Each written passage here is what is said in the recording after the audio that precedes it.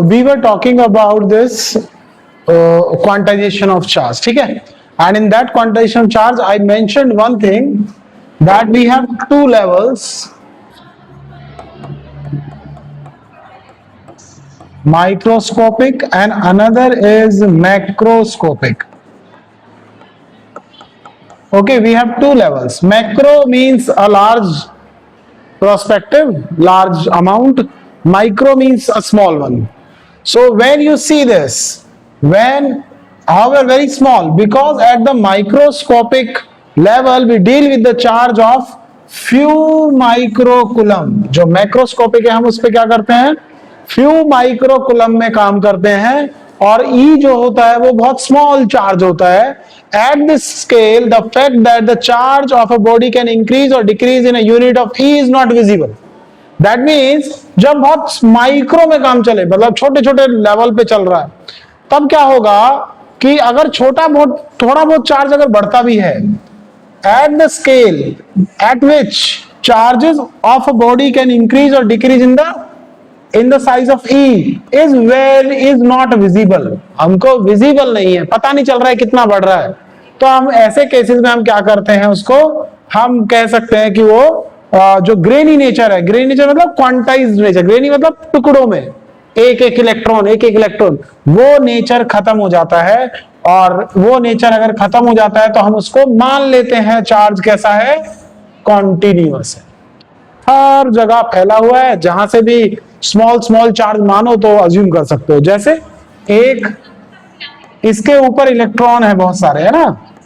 Assume that this is a rod over which number of electrons are there. But अब मैं क्या करने जा रहा हूं, on this I will divide it small parts. So you can see somewhere charges are there, somewhere charges are half charge is also there, half electron is coming. In this portion you can see, in this portion only half electron is coming. In this portion you can see full electron is coming. So in such cases when charge is continuous, we can eliminate the concept of quantization of charge. ठीक है.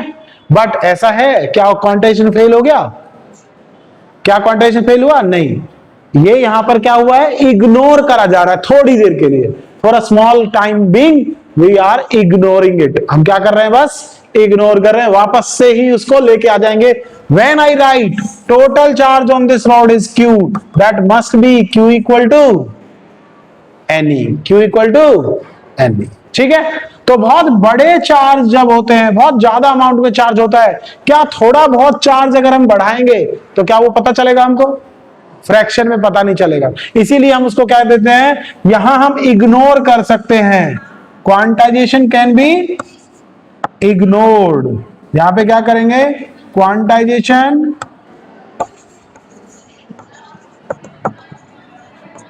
Quantization can be ignored.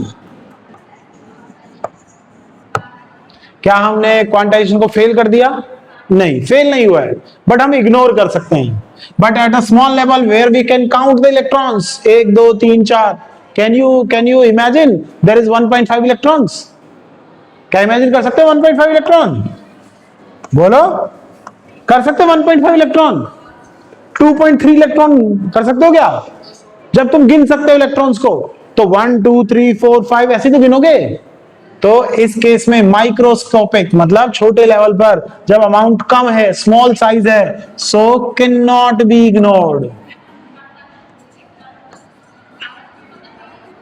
हम उनको ignore नहीं कर सकते. ठीक है. किसको इग्नोर नहीं कर सकते, क्वांटाइजेशन को इग्नोर नहीं कर. ठीक है.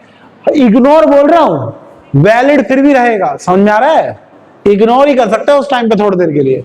सो मैक्रोस्कोपिक मतलब लार्ज अमाउंट. जैसे इस पेन के ऊपर बहुत सारा चार्ज दे दो, ठीक है, वो होगा माइक्रोस्कोपिक, बहुत ज्यादा चार्ज है. लेकिन अगर 4-5 चार्ज है, 4-5 इलेक्ट्रॉन्स हैं, तो क्या होगा, कौन सा स्केल आ गया, माइक्रोस्कोपिक. तब इग्नोर कर सकते हैं क्या, नहीं. तो ये बात याद रखनी है तुमको. वो पूछ सकता है 1 मार्कर में, एमसीक्यू में, और तुम्हारा असर्शन रीजन में पूछ सकता है, बस उसमें ही आ सकता है क्वेश्चन. या फिर किसी क्वेश्चन में Q equal to N use होगा, जैसे अभी हम करेंगे आगे कैसे यूज होगा. क्या सबको क्वांटाइजेशन ऑफ चार्ज क्लियर है? तो चार्ज के 3 प्रॉपर्टी बताए मैंने, कौन कौन से, जल्दी बोलो, कौन कौन से 3 बताए हमने, बता जल्दी से। Charge is additive in nature, we can add the charge. Subtract भी हो रहा है लेकिन एक्चुअली में वो एडिशन मान के चल रहे हैं उसको, ठीक है। प्लस प्लस माइनस वाला माइनस हो जाएगा बाद में, लेकिन हम उसको क्या मान के चल रहे हैं, additive. So additive. Second, conserved, can not be created nor be destroyed, ठीक है, just only transfer from one body to another. Then third, quantization of charge, this is very very important in this case, ठीक है। For three properties you need to write the examples also. अगर example नहीं लिखोगे तो नहीं होगा, ठीक है, कई बार एग्जाम्पल ही पूछ लेता है। क्लियर, समझ में। एक क्वेश्चन पूछता है which justify the transfer of electrons, या which property of charge justify the charging of an object or transfer of electrons, कौन justify करता है, क्वांटाइजेशन ऑफ चार्ज जस्टिफाई कौन करता है, क्वांटाइजेशन ऑफ चार्ज। क्लियर है, समझ में आया। अच्छा, अब चार्जेस हैं तो ऑब्वियसली चार्जेस आएंगे तो चार्जेस के बीच में फोर्सेस भी लगेंगे, लगेगा, दो चार्ज के बीच में फोर्स लगता नहीं, तो सबको पता है। Plus plus repel, minus minus repel, plus minus attract. Like charges repel and unlike charges, ठीक है। तो अब हम कैलकुलेट करने जा रहे हैं कि उनके बीच में कितना फोर्स लगेगा, ठीक है। तो ये किसने बताया, हम। So we have Coulomb's law in electrostatic. क्यों लिख रहा हूं, why I am writing electrostatic, why I am writing electrostatics, because Coulomb's law we have in magnetism as well. In case of magnets also we have similar formula, ठीक है। एक charge Q1 and another charge Q2. Why I am drawing like this? Why I am not using this size? Why I am not drawing like this? This is very important. Why? Because this Coulomb's law is valid for, is applicable for point charges only, ठीक है। कब valid है, when it is valid, when it is valid, it is applicable for the point charges only, ठीक है। What are point charges, we'll let you know. Next is applicable for, it is applicable when no relative motion between charges.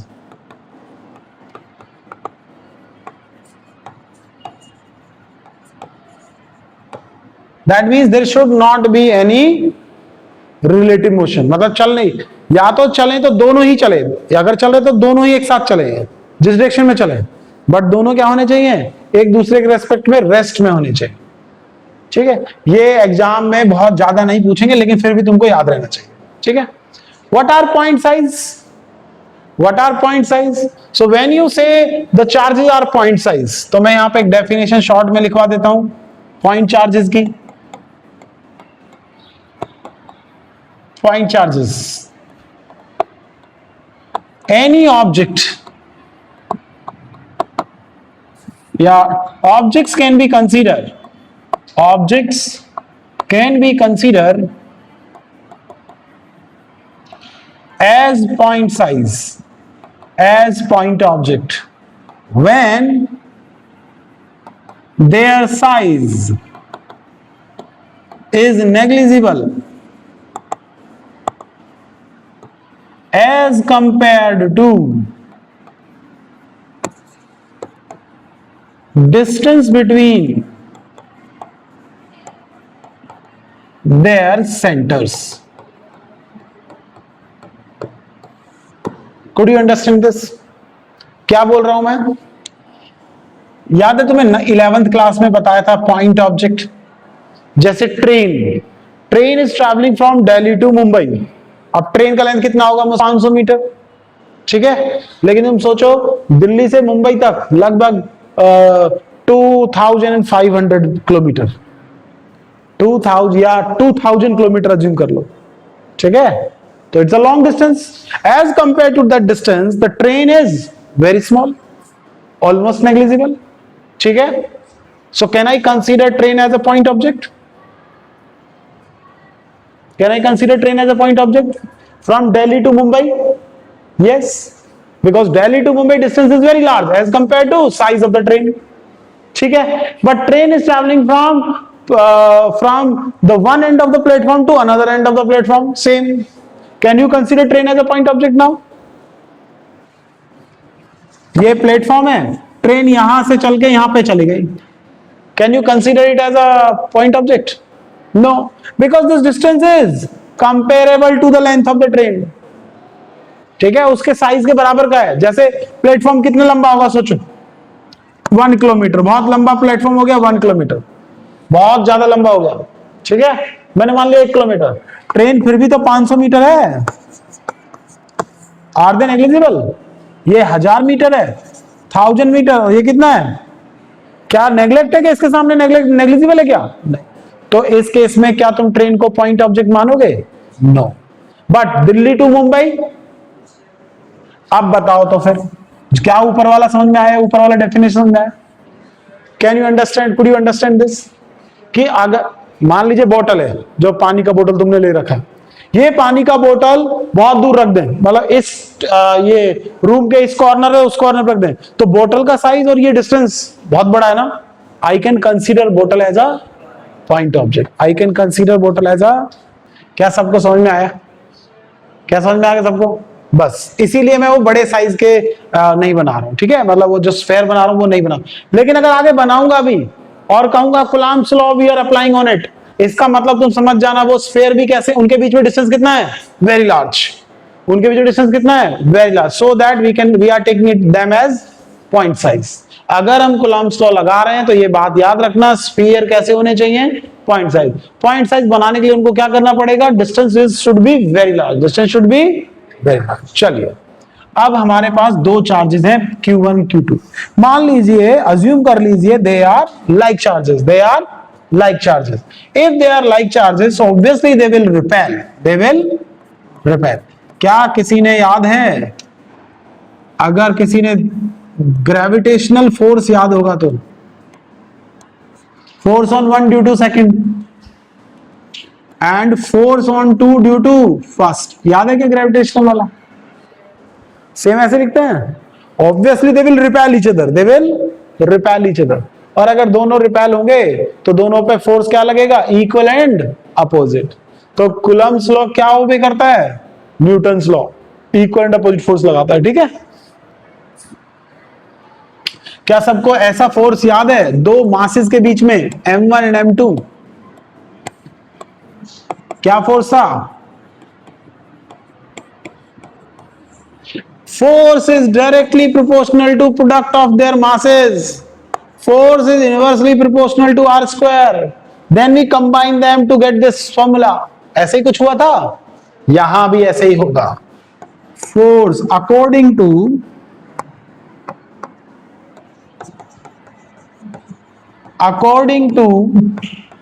Coulomb's law,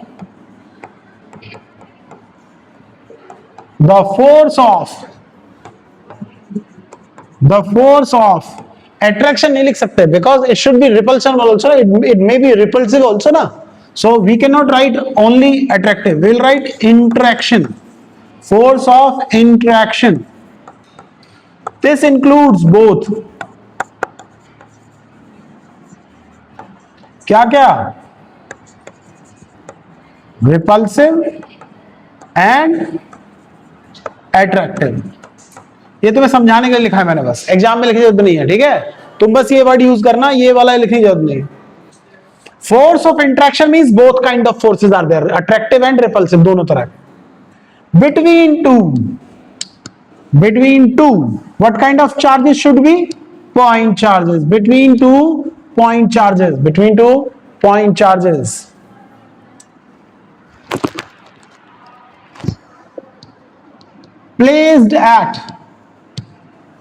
placed at a distance of at a distance r, placed at a distance r in vacuum,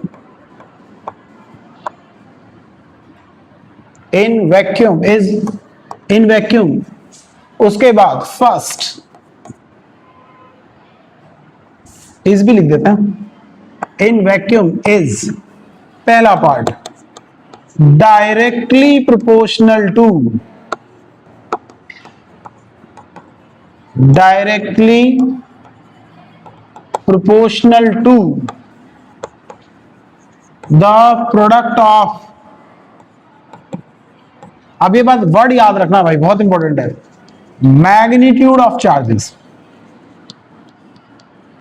magnitude of charges, ठीक है, that is force directly proportional to Q1 Q2 equation number, चाहे वो plus का हो या minus का, doesn't matter, because plus minus के according ये डायरेक्शन बदल जाएगी. If both are plus it should be in this direction, both are minus then same direction, one plus another minus, they should attract them. So this direction will change but magnitude will not change, ठीक है. So this is one relation we got. Again and second, inversely proportional to this force is inversely proportional to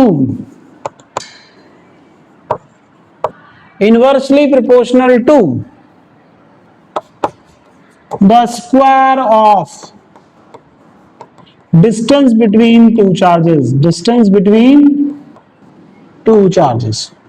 2-point charges.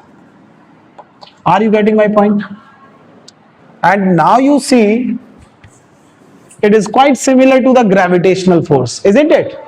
बिल्कुल gravitational force जैसा नहीं है, उसी के base पर बनाया गया है, ठीक है, उसी के बेस पे बना है.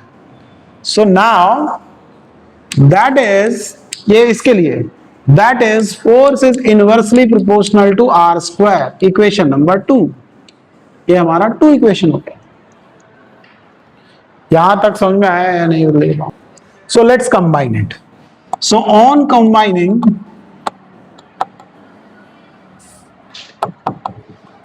on combining 1 and 2, so what we got? Force directly proportional to Q1 Q2 over R square. Now in gravitational field we have gravitational force and that force has a proportionality constant G, gravitational constant. ऐसी था ना, तो यहां पे भी तो कोई constant आएगा, यहां पे भी कांस्टेंट आएगा. G जो है वो डिपेंड नहीं करता था मीडियम पे, याद है, G पूरे यूनिवर्स में सेम है. यहां पर ऐसा नहीं, यहां पे जो प्रोपोर्शनलिटी आएगा that depends on the medium as well, कि कौन सा मीडियम भरा हुआ है. जैसे अभी एयर में करोगे तो अलग वैल्यू आएगी फोर्स की, पानी के अंदर जाके रखोगे दो चार्जेस को तो अलग वैल्यू आएगा, डिफरेंट वैल्यू आएगा.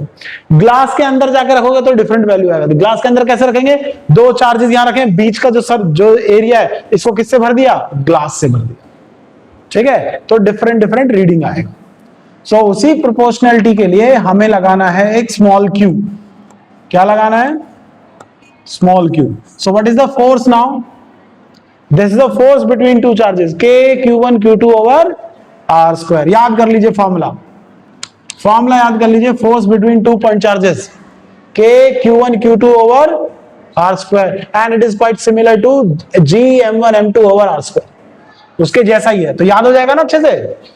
वेयर, ये इंपॉर्टेंट है, वेयर K इज, इसका वैल्यू देखिए कितना होता है, 1/4 पाई एप्सिलॉन नॉट. ये जो है ना, ये देखिए ऐसे बनेगा, ये ऐसे ऐसे सिंबल ऐसा होता है, ऐसे, कोई ऐसे नहीं बनाएगा कोई भी, ठीक है. जो मैं बना रहा हूं वही C बना के बीच में, और जो नोट है वो तुम यहां भी लगा सकते हो या यहां भी लगा सकते हो, तुम्हारी मर्जी है, ठीक है. क्योंकि जब तुम जल्दी जल्दी बनाओगे ना तो कोई इशू नहीं, वो ऐसे दिखेगा, ठीक है, वो अपने आप सही दिखेगा, बट दिखना ऐसा ही चाहिए. ये शेप होनी चाहिए, ये शेप नहीं होनी चाहिए. दिस आई विल काउंट, ये मैं काउंट कर लूंगा, ये काउंट नहीं करूंगा. रीजन मैं बता दूं क्यों, because in the next chapter I have another डिनोशन for this, इसको हम ईएमएफ बोलेंगे वहां पे नेक्स्ट चैप्टर में, इसीलिए हमें सिंबल को बचा के रखना, जो सिंबल ड्रॉ कर रहे हैं वही सिंबल बनना चाहिए, ठीक है। चलिए, ये जो 1/4 पाई एप्सिलॉन, एप्सिलॉन बताओ क्या होता है एप्सिलॉन, इस पूरे वैल्यू का वैल्यू, इस पूरे का वैल्यू कितना होता है 9 इंटू 10⁻⁹ कितना होता है 9 इंटू 10⁻⁹, ठीक है। अब इसका यूनिट लिखना है तुमको, अब यूनिट लिखो, देखो क्या करना है तुमको, यूनिट लिखना है ये वाले क्वांटिटी का, तो बाकी क्वांटिटी को क्या करोगे तुम, इसको मल्टीप्लाई करो तो f इंटू आर स्क्वायर हो गया, और इसको कहां लेके जाओगे, ऐसे तो लिखोगे ना। अब जरा बताना f किस में मेजर होता है, r और कुलम, कितना हुआ याद रहेगा, newton metre square per coulomb square, newton metre square per coulomb square. Is there any need to remember it? Is there any need to mug up, like ऐसे रटने की जरूरत है क्या, याद हो जाए सब, क्या करना है, याद कुछ नहीं करना है, 1 सेकंड लगेगा इससे निकालने में, 1 सेकंड लगेगा, कैसे, दिमाग में कैलकुलेशन करो, के निकालना है तो force newton metre square coulomb square, नीचे आ जाएगा, newton square metre square upon coulomb square, ऐसे दिमाग में याद रखना। तो फॉर्मूला तो हमको याद ही रखना है ना हमेशा, और जब फॉर्मूला याद रखना है तो आराम से ये वैल्यू भी याद आ जाएगी, ठीक है। क्या बात समझ में आई या नहीं। Now this formula reduces to, ये फॉर्मूला किसमें चला गया, F equal to 1/4 pi epsilon not Q1 Q2 over R square, समझ में आ गया। याद रखना 1/4 पाई एप्सिलॉन नॉट कब होगा, when charges are in, या when medium is air, vacuum या फ्री स्पेस, ये सब एक ही माने जाते हैं। एयर भी बहुत लाइट है इसलिए हम उसको मान लेते हैं वैक्यूम ही है तब, बट अगर कोई मीडियम हो जैसे पानी के अंदर, ग्लास के अंदर, when charges are kept in a medium,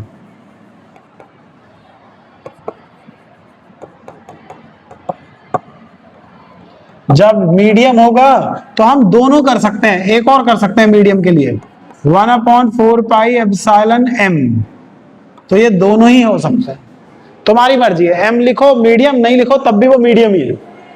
epsilon not लगाओ तो एयर, नॉट मतलब एयर, और नहीं लगाओ तो मीडियम, और m लिख दो तब भी वो मीडियम, वो तुम्हारी मर्जी है, ठीक है। ये लिखा है, इसको बोलते हैं एप्सिलॉन, ठीक है। एप्सिलॉन मतलब बोलने का, एप्सिलॉन जो बोलना है बोल सकते। अब ये जो होता है, जो हमारा एप्सिलॉन नोट होता है या एप्सिलॉन की बात करें, ये होते क्या हैं, ये दोनों ही होते हैं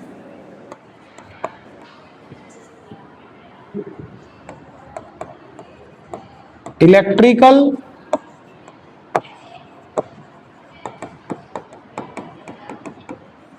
परमिटिविटी, ये भी इलेक्ट्रिक परमिटिविटी, लेकिन ये होता है ऑफ फ्री स्पेस और वैक्यूम और एयर, ये होता है ऑफ एनी मीडियम, ठीक है। देखो परमिटिविटी में परमिट लिखा हुआ है ना, तो वो कितना फोर्स लगाने के लिए उसको परमिट करेगा, ऐसे याद रखो। परमिटिविटी मतलब परमिट करना, कि अगर मैं पानी में रख दूं या मैं ग्लास में रख दूं, केरोसिन में रख दूं चार्जेस को, तो वो कितना फोर्स लगाने के लिए परमिट करेंगे, ठीक है, वो मीडियम कितना फोर्स लगाने देगा उन पर, इसका मतलब उसके फोर्स को रिड्यूस कर सकता है। समझ में आया?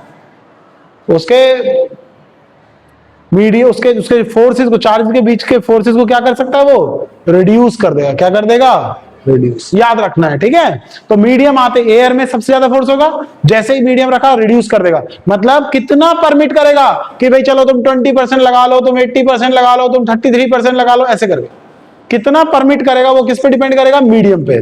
तो उसी प्रॉपर्टी को क्या बोलते हैं? Electrical permittivity. ये डिसाइड करती है कि कितना फोर्स लगेगा उस मीडियम में, ठीक है। याद रहेगा? चल गुड। नेक्स्ट, तो या ऐसे करना याद कि electrical permittivity the quantity which decide how much force and between the charges will exist. ठीक है, ऐसे करके कितना चार्ज एक दूसरे के ऊपर फोर्स लगाएंगे ये बताएगा, ठीक है। अब आ जाइए अगला पॉइंट, जो हमने लिखा फोर्स इक्वल टू के Q1 Q2 over are square. ये बेटा लिखना क्यों आसान है? के लिखना है बार बार, है ना। As compare to Q1 Q2 over 4 pi epsilon naught r square, या फिर कोई अगर ऐसे लिखे थोड़ा लंबा हो जाएगा लिखना, है ना, ठीक है। It will be lengthy as compare to other. तो के Q1 Q2 over are square बोलना भी आसान है, बट याद रखें के का वैल्यू कितना होता है एयर के लिए? 1/4 pi epsilon not, 1/4 pi epsilon not. कितना वैल्यू होता है के का? 1/4 पाई एप्सिलॉन नॉट। पूरे का वैल्यू कितना होता है? 9 × 10⁹ तो कभी भी ऐसे नहीं करेंगे एप्सिलॉन का वैल्यू रख दिया या 4 पाई का वैल्यू रख दिया, ऐसे पूरे का वैल्यू एक साथ रखेंगे हमेशा, क्योंकि हमें पूरे का वैल्यू पता है। क्लियर?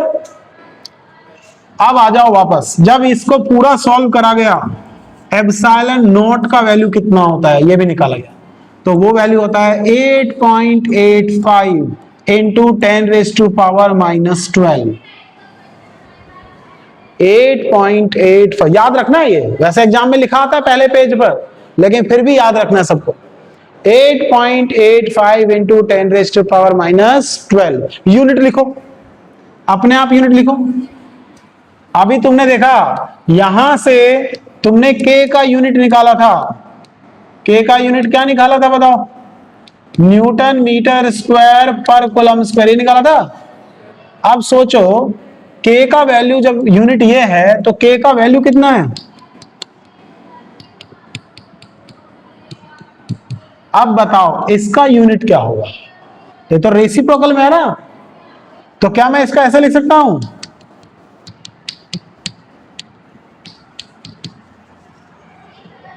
लिख सकते हैं, रेसिप्रोकल कर दिया क्या प्रॉब्लम है? और 4 पाई का कोई यूनिट होता है क्या? 4 पाई का कोई यूनिट होता है? यूनिटलेस क्वांटिटी है, तो एप्सिलॉन का यूनिट क्या हो गया? समझ में आया कैसे याद रखना है? इसका देखो, ये के का फॉर्मूला याद हो गया फॉर्मूले से, के का यूनिट याद हो गया फॉर्मूले से, और एप्सिलॉन और के आपस में उल्टे, तो ये भी याद हो गया। कूलम स्क्वायर पर मीटर स्क्वायर पर न्यूटन, ठीक है। समझ में आ गया सबको? ये यूनिट हमेशा याद रहनी चाहिए, ये यूनिट हमेशा याद रहनी चाहिए सबको। तरीका मैंने बता दिया कैसे करना है। याद करना है क्या? कोई याद करने की जरूरत नहीं है, बस क्या फॉर्मूला याद रखना है, ये इस फॉर्मूले से जल्दी से निकालो ये, और इसका उल्टा कर दो तो एप्सिलॉन, ठीक है। एप्सिलॉन का वैल्यू बहुत कम टाइम हमें रखना पड़ेगा, हमें हमेशा ये वैल्यू रखना पड़ेगा जिसकी वैल्यू है 9 × 10⁹ ये बात याद रखनी, ठीक।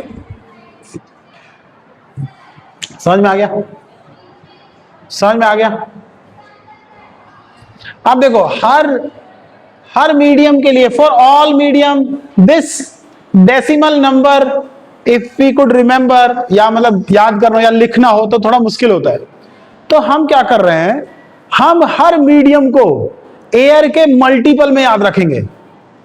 जैसे वाटर का जो एप्सिलॉन होता है, जो वाटर का एप्सिलॉन होता है वो हमारा 80 टाइम्स होता है।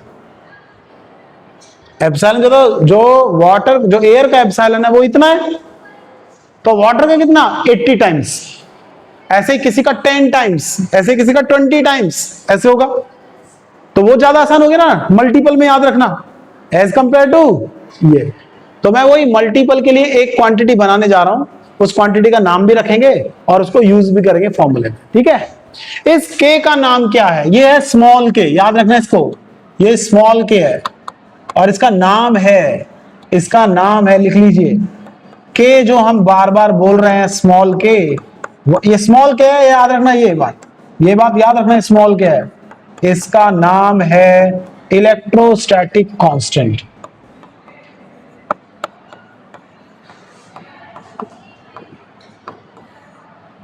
इस